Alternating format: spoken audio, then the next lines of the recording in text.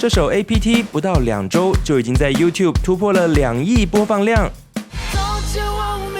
但它的旋律怎么听起来那么熟悉？ I have a pen, I have an apple. Does it ever drive 这一段特别像 crazy? Just how fast the night changes. 听到这个副歌就很熟悉。她是我们的颜值担当 Lily， 而当她听了 APT 之后，就已经被她的旋律洗脑了。你知道前阵子有一首很有名的，就是 Emergency 那首歌吗？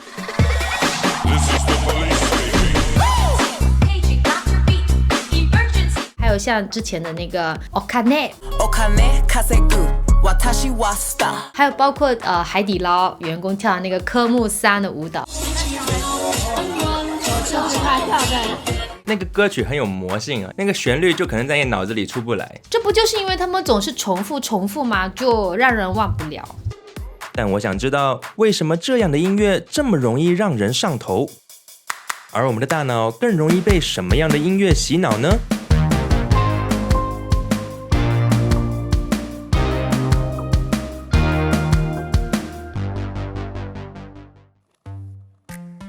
好，那么现在啊，我们就来聊聊第一个问题，那就是为什么这些歌曲这么洗脑呢？2005年的时候啊，在美国的达特茂斯学院就做了一个实验，在人们听流行音乐的时候呢，扫描他们的大脑活动。这种扫描技术啊，就叫做功能性磁共振成像。这个实验其实很简单呢，就是在播放音乐的前半段的时候突然停止，这个时候啊，就会在脑子里自动填补这段空白，把这段音乐唱完。而这个时候脑子里的音乐啊，实际上是纯粹的想象，科学家把它叫做非自愿的音乐意象。好，那么关键来了啊，如果是纯音乐没有歌词的，这个大脑扫描啊，就发现大脑的各个部位都被调动起来，去填补这段空白。你的听觉皮层呢，是专门用来识别音调和音色的，这里是海马体啊，它会帮你记住音乐的旋律。而你的前额皮层呢，听到音乐就会尝试去找出音乐的规律。所以当你听到音乐突然有什么变化，你就会在这里感受到一种惊喜感。但如果是有歌词的，那就主要是听觉皮层在活跃。这是因为啊，听觉皮层每天也在处理我们的日常对话，所以对语言特别敏感。这也是为什么那些有歌词的歌曲，不断重复的歌曲很容易让你洗脑，因为大脑就更容易去填补这段空白。而学界啊，就为这个现象取了一个学名，叫做耳虫效应。It's an earworm, guys. What is an earworm? It's an earworm, you know? 耳虫效应其实是一个心理学名词，早在1979年，人们就已经开始研究它背后的原理。有些人认为它跟音乐的结构和特性有关，但一些心理学家认为它反而跟我们的心理健康有很大的关系。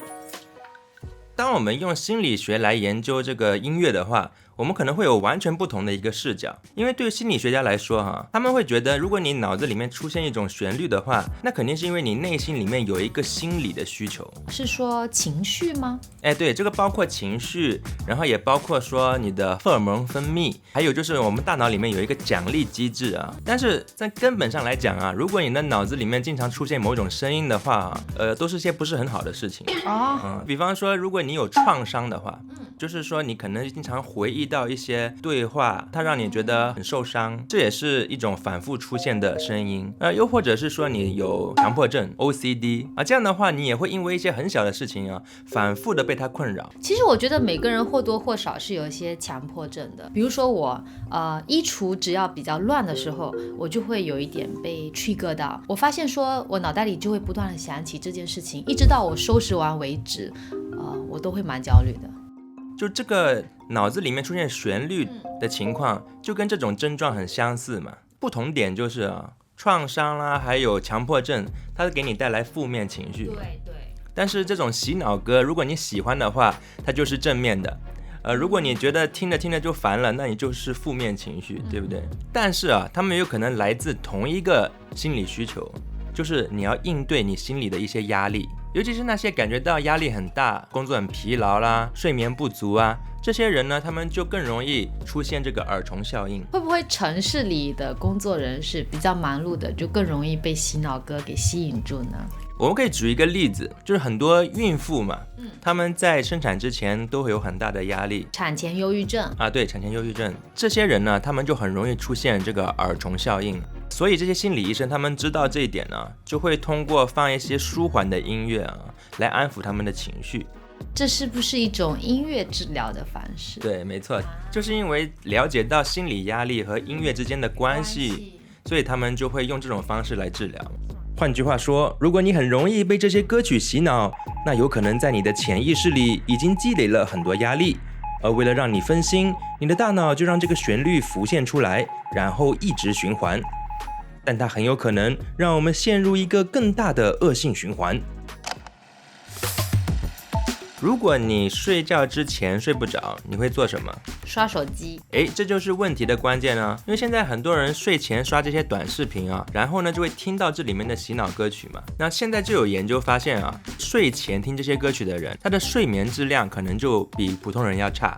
这个是2021年啊，在美国做的一个实验，他们找了199个成年人，然后呢，他们就把它分成了2波，一波呢就是说他们自己觉得是有耳虫效应的一波人，另外一波就是觉得自己没有。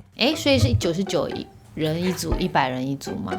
没有，他们70%的人都是有耳虫效应，所以其实有耳虫效应的人是比较多，很多了。然后呢，他们就让他们在睡前呢听一些音乐，然后再检测说他们的睡眠质量怎么样。结果就是啊，那些有耳虫效应的人听了音乐之后才去睡觉呢，他们的睡眠就更差了。因为很难入睡，因为你脑袋不断在播音乐，就好比说你在睡觉，然后一直有声音。所以你有没有看出来啊？就是这是一个恶性循环。你一开始就是因为你有一些心理压力啊、疲劳啊，所以你才更容易被这些歌曲洗脑的。结果呢，你偏偏在晚上睡觉之前呢，去听这些歌曲、刷这些短视频，让自己更加疲劳，睡眠更加不足。这个恶性循环，在我看来，或许反映了另一种现实。那就是现代社会人们越来越睡眠不足的困境。亚洲人的睡眠时长其实是全球最短的，日本人和韩国人的平均睡眠只有6个小时左右。在菲律宾、马来西亚、印度、台湾、新加坡，人们的睡眠时间也都很短，但工作时间却很长。亚洲人要如何脱离睡眠负债？这个让我们以后再找机会来聊聊。好，那今天我们就先聊到这里啊，我们下期再见，拜拜。拜。